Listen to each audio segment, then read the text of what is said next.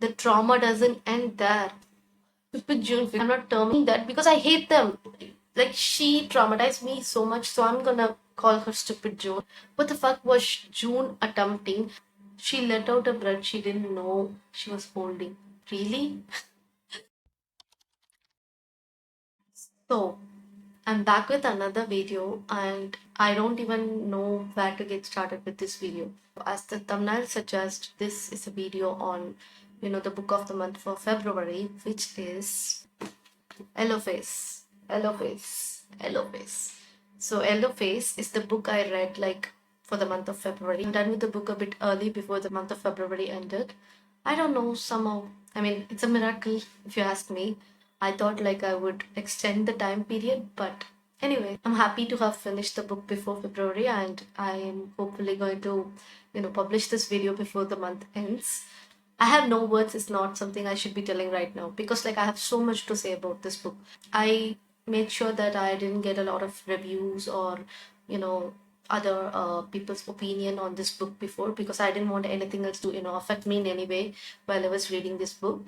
Like that happens most of the time, right? When you're reading a book based on like someone else's review or someone else's opinion, you're going to be like, okay, that's how this book is going to be, and that affects when you read your book, right? So basically, I avoided that for Yellowface. So you might ask, why should I watch this video? Please don't watch this video if you haven't read this book yet.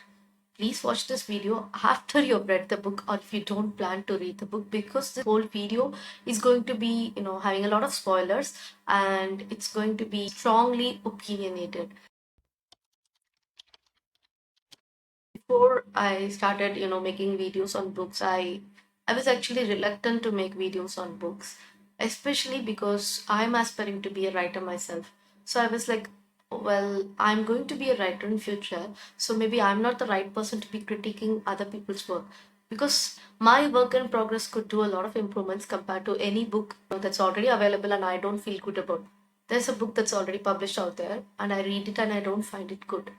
If I keep that opinion to myself, that's okay, because everybody is allowed to have opinion. But if I put it out here in like in a public place saying that that book was not good, the book that is actually published after a ton of work by the writer, by the editors, by the publishing company and all that, I'm critiquing it. And then I go and publish my work and people are like, you said so much about that book, and how good is your book? Like I was afraid of that, and that's why I didn't do much with book critiquing. Mostly if you see my videos, it will be like thoughts or discussion, but never review. So again, this is also not a review. It's just a ranting slash discussion slash thoughts. So far, I haven't given any negative reviews for, a lot of books. I haven't given any negative reviews. It's not that I'm afraid to share my negative reviews. It's just I feel like that book did go through a lot of hard work from writers, editors, and publishing company. So who am I to, completely blast the shit out of it? So I made it a point not to do it. And even now that I'm posting consistently, especially more about books, I'm a little scared. Why am I becoming a book reviewer? I'm supposed to be a writer. But then I understood that regardless of me making these videos or not, I'm going to love reading, and at times I will be disappointed with books, and that's the reality of everyone else, right? I'm not gonna drag any writer down or any book down. I'll just say that I didn't find it good enough for me. That's what I'm going to do. So that is how I convinced myself to making so many book videos. So whatever I tell in these videos doesn't mean that I'm better than any writer out there, or I can write better books. I don't know if I can write better books or if I'm better than them. I don't want to know actually. I don't care.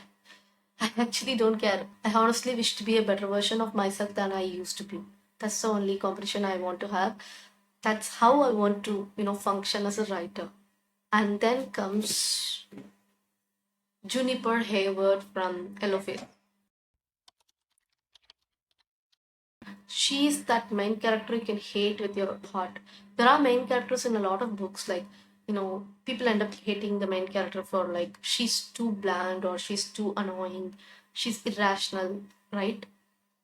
She's like the worst. Juniper Hayward is like, she's a nightmare for me, especially that I want to become a writer, right? I want to become a writer. I'm actually working on my book. I read this book only to get more traumatized. Like I am traumatized after reading this book because of number of reasons. So we'll see what are the reasons. There's a lot I need to tell about this book, and let's see what all is happening in this book. And like I said, this video is going to be full of spoilers. So if you don't want to read this book, you can see this video. Or if you have already read this book, you can see if you feel what I feel, or you can also disagree with me in the comments. That's your choice. So let's start with the actual, book discussion. And for those of you who don't know about the Book of the Month series I've been doing, I'll explain it in a bit. The Book of the Month is something I started this January. This is the first time I'm doing it. This is mostly to do a few things like read more books from my TBR, that is the to be read pile I already have, like the books I've already bought, and also to read different genres of book. Like I stick to majorly 3 or 4 genres. Yeah, I want to expand the genres in which I read. I'll be reading 12 books specifically for the Book of the Month series, which is like one book for each month, which I'll start at the beginning of the month and finish or try to finish the book before the month ends. And each of this book will belong to a different genre. The book of the month for last month, that is January, is Why Didn't They Ask Evans by Agatha Christie. So if you want to check out that video, I'll link it in the description, and you can see that video as well. And for February, it's Yellowface, written by R.F Kuang. That's it about the Book of the Month series I'm doing for 2024. Soon you will have an announcement on the Book of the Month for March. Let's wait and see. First things first, if you're a writer or someone who is already, convincing yourself you're going to publish your book this year like me, and if you're someone who's very full of self-doubts and, afraid of imposter syndrome, and you have a lot of things going on in your brain and you don't want to get traumatized, you better avoid this book for now. Because like there's a ton of questions going on in the book, right? The book is about two writers, Athena and June. Okay, they're both writers, and one of them is successful, and June is the unsuccessful one. Athena is the successful one. And if you know the overview, you already know what this book is about, right? So Athena Liu is a Chinese American, and she has written so many best-selling books. Yeah, she represents the Asian Americans, and she's very successful, she's very attractive, everybody wants to be Athena. And then there is June, whose first book was like not very good at sales, and it's not a hit at all in any sense. June is just a normal white American person who's like friends with Athena, and she's constantly envious of all the shit Athena is having in terms of the successful career and the celebrity nature in which she goes around, carries herself around, everything. Okay, so that's how the book starts, and we see these two connecting over something with Athena's recent stuff. And they are like hanging out, and accidentally Athena dies choking on some pancake or something. June steals her work in progress, and that's the starting of the book itself. It's a nightmare. Like, imagine you die and your friend steals your work in progress and publishes the book in her own name. So, yeah, I would hate if my work in progress got stolen and then got published. So, that itself is a nightmare, if you ask me.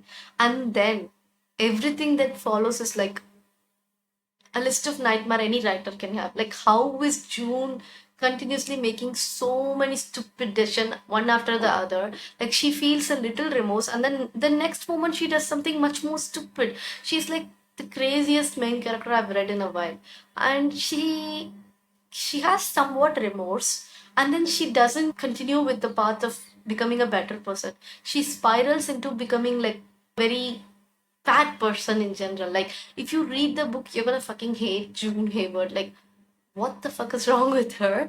And then there is Athena. She's no goddess like she seems to be. She's also some sort of a thief. If you read the book, you'll know what I'm talking about. And like, she's also crazy. She's also just, I'll tell you this. You read this book and you'll end up hating every single character that's mentioned. Every one of them is like the worst people you can meet in your life. One steals a story, and then there's this mother who doesn't even support her own daughter's dream and continuously asks her to give up her passion and writing. And there's this famous writer who's like always saying shitty things about aspiring young writers. And like everybody is awful. Every character in this book is awful. You won't feel like supporting any one of them. The things that traumatized me in this book. Wow. So, you are an aspiring writer and you read a book about how hard it's to be a published writer, especially given the competition in publishing industry. Also, this is mostly based on the book writing culture and publishing market in America. I'm not that, but still the way it affected my brain, I kept on questioning myself like, what if everything June says in this book is true? Like, what if I'm not someone special? What if my book doesn't end up, getting to the readers I hope to? The way this book makes me self doubt and question my writing and like question everything is insane. Like the insecurities it keeps, bringing up inside me. I wanted to read a book to read the book, not traumatize myself. Okay, not traumatize myself in this sense. If I'm reading a book about some insane love story or like some insane painful familial bond, like some sacrifice by a hero, and then I cry, like let's take a woman is no man. I cried so much. I was traumatized, even though I have seen so much of things already in my own country, similar to what they mentioned in that book. I was traumatized, but in a good way. Not like this. I don't want to get traumatized about my own career, my own passion for writing. I don't want to have so much of self doubt in me. I already have self doubt. I already have a lot of insecurities when it comes to my writing. I don't want a book to, instigate all that inside me. I don't want that. And that's exactly what Yellowface did to me. I don't know if it did the same to other aspiring writers who read the book, but it did that to me. I'm someone who's easily affected when it comes to negative things. Like if someone like in real life says to me that you can't be a good writer or you can't become a big author you dream to be, I'll be like, okay, they don't know me or they don't know how I work or they don't know my dreams. That's how I convince myself. But if I read about it or if I see some video on it, that will affect me so much because I put that person who wrote that stuff or talked about it in the video in some pedestal. So if that person is saying that, then what if I'm actually not a good writer? So that is exactly what happened with Yellowface. And also there is this worry of me constantly, like I've heard about this from other writers, right? They're like, you see some random scene on the street and then that inspires you a full length, story idea. You hear some random conversation in like a cafe and then you form a whole story. Like I've heard this so much times from so many writers, right? Online especially, I don't have writer friends, but then I read this book and I'm like, what if I'm stealing? I'm worried about stealing my writing ideas from people. I actually don't, but still, like, I'll tell you this. Let's say I'm watching something or I'm reading about something. It can be an article, it can be a series, or it can be like, random YouTube video. And then some particular scene or some particular dialogue or the way they dress or something they mentioned, right? It immediately triggers a story inside me. Let's say there are two characters who are talking about some ancient temple that's in ruins. They would have said about the temple and then say treasure or something. I would have imagined what if that temple is like, a hidden portal way to some magical world. So, like, I imagine stuff from other stuff, but then in an opposite way or in a way that's similar but different.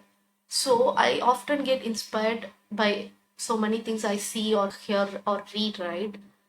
So I'm worried that if I'm stealing my ideas from somewhere, especially because of June and Athena, like what is wrong with these girls? Like why do they steal and am I a thief too? That's the constant worry I have when I read this book. Yeah, not just that. The trauma doesn't end there. The other part of reading this book is like traumatizing in a way that I can't explain. There is just so much of negativity about the publishing industry in this book. I'll tell you this. I don't know if I'm going to be self published or traditionally published, right? But I'm hoping, I'm dreaming about my publishing journey. So when I read this book and see that the books are just, something to be sold, a product to be sold, I already know that. Okay. But then I read this book and then I'm like, okay, the words that I write with so much emotions, the stories that are burning inside me to, be told out loud, doesn't matter at the end of the day. It's what the publishing company feels good matters. It's what the marketing industry feels good matter. If I'm in America, I'll be given a chance because of the diversity stuff, right? And then that's the major thing June hates. Like, why is that person given preference? Because of their race or their gender or whatever. Like, why is diversity giving them a upper hand? And that's what June Hayward hates, right? And I'm like, I'm not in America, but still, if I'm there in US, I'll be still considered as a diverse writer. Or I would only be considered because of that. So many scenes where like you're not so special, you're not some big writer. Not everybody has to be a writer. Not everyone can be a writer. Not everyone is special enough to make it big. Like this is the type of energy that comes throughout the book, and it's also exposing the senior writers being toxic at times, like senior writers being problematic, already published authors being problematic.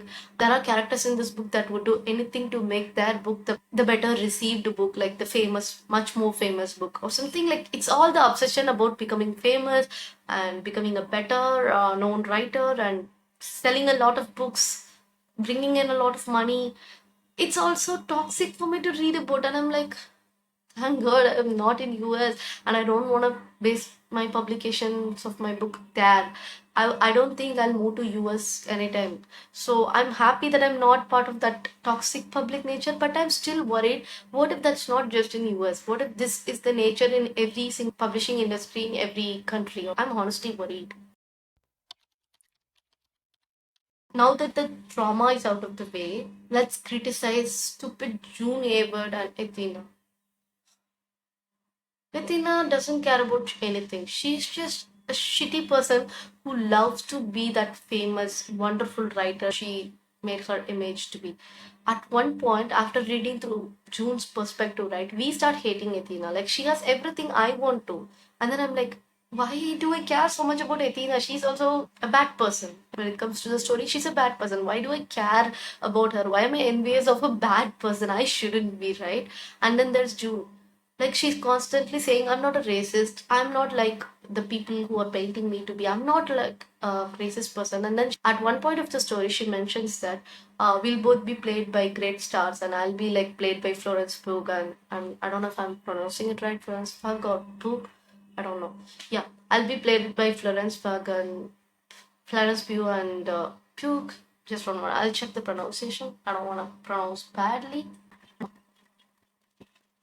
Florence Pugh. Florence Pugh. Okay. So yeah, she says that I'll be played by Florence Pugh and she'll be played by that girl who played some character in Crazy Rich Asians, and I'm like, I remember very well actors who played in Crazy Rich Asians. Like, I can remember at least two of the characters who would fit Athena, right? You remember Florence Pugh's name. Okay, she's a Hollywood actress, you know her name. And then you don't know the name of two other actors. Known names from Crazy Rich Asians is Aquafina. Of course, you know her from like Shang-Chi, right? Yeah. And then there's Gemma Chan. She's also part of like a bunch of Marvel movies like Eternals. And I've seen her in some other movies too. I don't remember the movie name. And then there's Constance Wu, who has been part of multiple Hollywood projects. She didn't just act in Crazy Rich Asians. I am not from USA. I don't know stuff from like those movies. I do watch a lot of movies, especially Hollywood movies, but that doesn't mean I'm an expert, right? And then there's this bitch who knows only Florence Pugh, but not all these amazing three actresses at all. What the fuck is wrong with June? Like, that's the question that came to my mind. Like, she's so ignorant. She says that she hates Chinese food, and then why would you go and look for a story in like a Chinese restaurant, trying to talk with a Chinese guy? Like, I'm like, I hate June with all my heart. Like, why is she so annoying? She says that Athena is a thief because she steals stories of different people and then publish it, like giving without any regards to anyone who helped her with the story, right? What the fuck was June attempting by trying to talk with some servant in some Chinese restaurant? She is a hypocrite because she constantly criticizes Athena and then does something much more shittier than what Athena actually did. Athena is no saint. I get that. I get that point when I read the book. But June is much more worse. Like, she doesn't care. She's simply saying that, yes, you could think that I am someone bad. I know it's bad. But then I couldn't control myself. I felt better after shouting at a schoolgirl. June is like so hateful. I'll tell you what. She is supposed to be a critic to young writers on high school children's, I guess. And then there's this one girl who finds out the truth about June, and then she's telling about that to her other classmates. And then June sees this, and throughout the entire class, she bullies that girl so much in the name of critiquing. And then that's so awful. How awful can June be? She continuously tries to become the worst she can. So even the end of the story is like that. She did something bad. She has to face the consequences. And even while facing the consequences, she's planning not just an escape route, but to bring down the other person, making herself seem like a better person, not ready to face any consequence whatsoever for her actions. And I'm like, why did I even read this book, which is filled with so many negative characters and so much of like negativity? I've heard about Poppy Wars, right? I have wanted to read it in a long time. I couldn't. I didn't buy the books, and I was like, okay, I'll read it later. And then Babel came out recently, and I wanted to check that out as well. But then Yellowface came out. And I'm like, okay, this seems like a smaller book, and I would love to explore R.F Kuang, and that's the sole reason I bought this book. But then in return, I got traumatized so bad.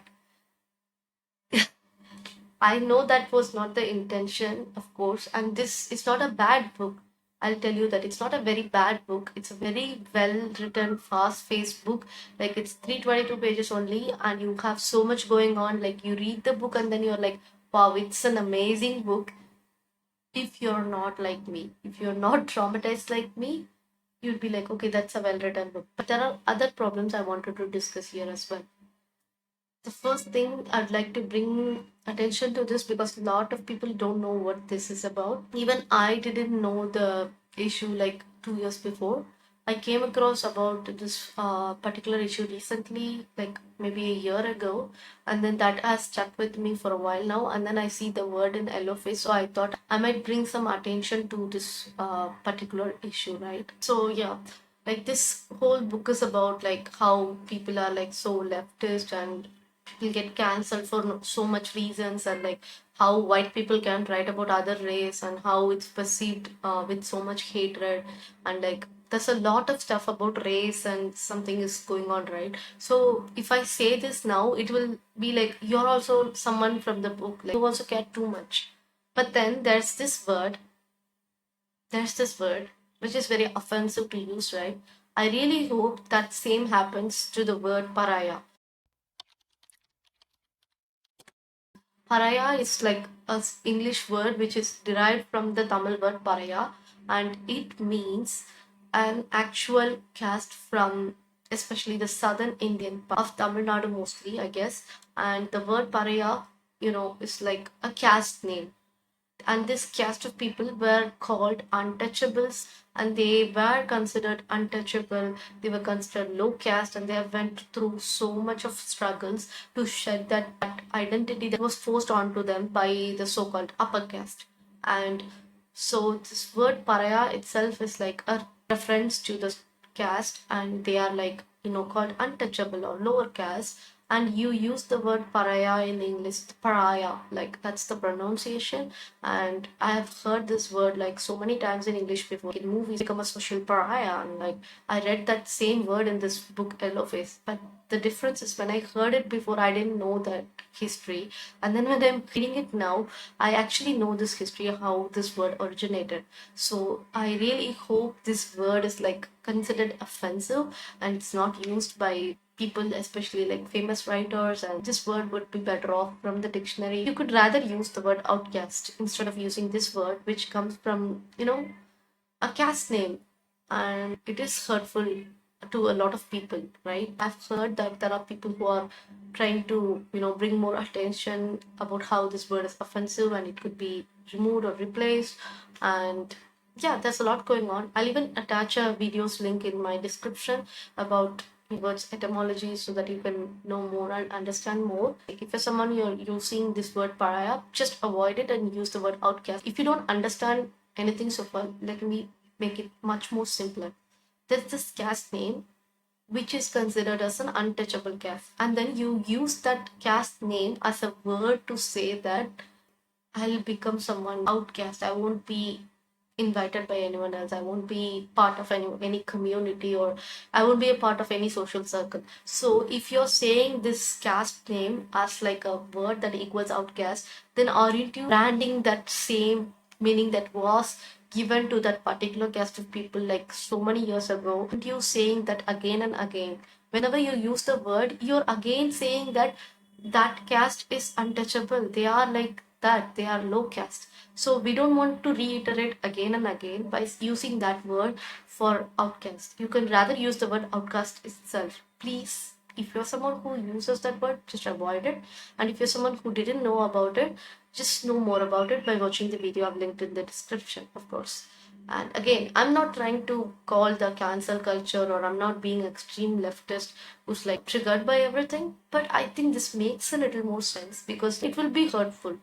And I've seen so many educated and uneducated people still sticking to idiotic caste and religion politics, and then they're very offensive and cruel when it comes to that. I've seen so many people online talk like that. Yeah, it's just hurtful. Let's not get into that because that's not what this video is about. I just wanted to bring it to your attention. So just educate yourself and know better.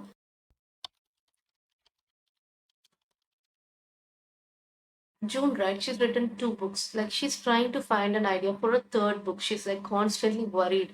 And I'm like, why can't she just write a story of her own? Like why can't she just write the story of her stealing the manuscript of her friend, like the story idea from her friend? Why can't she write a book on that itself? Because that would be so much more interesting. And stupid June figures it out a little later after I figured it out. And saying that because I hate them, like she traumatized me so much, so I'm gonna call her stupid June from now on. Watch me, I don't care if you hate me for this, but yeah.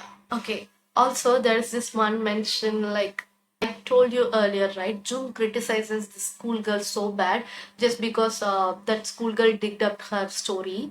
During that criticizing, right, she's like constantly saying, what about this? Why did you write it this way? You could have written this like that. Like, there's a lot going on, right? And then she criticizes at one point one thing, which was like so funny. I laughed out so loud. I'll read that part alone. Okay. Does every single Chinese person in the neighborhood know each other, or did you just find that convenient for the plot? Like, this is one of the criticism Arjun is giving toward the school child. I found another criticism very funny. I'll read that. She let out a breath she didn't know she was holding. Really? Like I've come across this line so much time myself while reading fan fiction, and then also while reading some of the books. And then there are like a couple of people on book reels and like book talk about this particular thing, right? Like they are very funny when it comes to this constant he groaned, he growled, she let out a breath that she didn't know she was holding. Like that nonsense, right? I found it very funny because it's like, okay, this has reached up until people to make fun of it inside books, right? I found it very funny actually. There was this particular part of the book where it was like so emotional about writing itself. And I was like, wow, she's saying everything from my heart. And then I read a paragraph, and the next paragraph of that monologue of thoughts, right, spirals into June's stupidness again. Like she was talking on point, just like every writer would feel connected to that part, and then she spirals into herself and just ruins everything like she always does.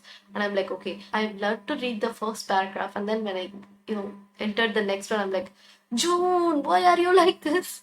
Yeah, so that is the stupid vibe of June. You'll probably hate the book, or you'll hate every character like me, or it's going to fucking traumatize you. But I'm really sorry if you are already traumatized by reading the book. My feelings are with you.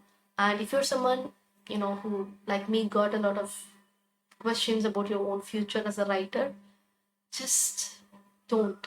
The self doubt and self criticism, like that, is not going to give you anything.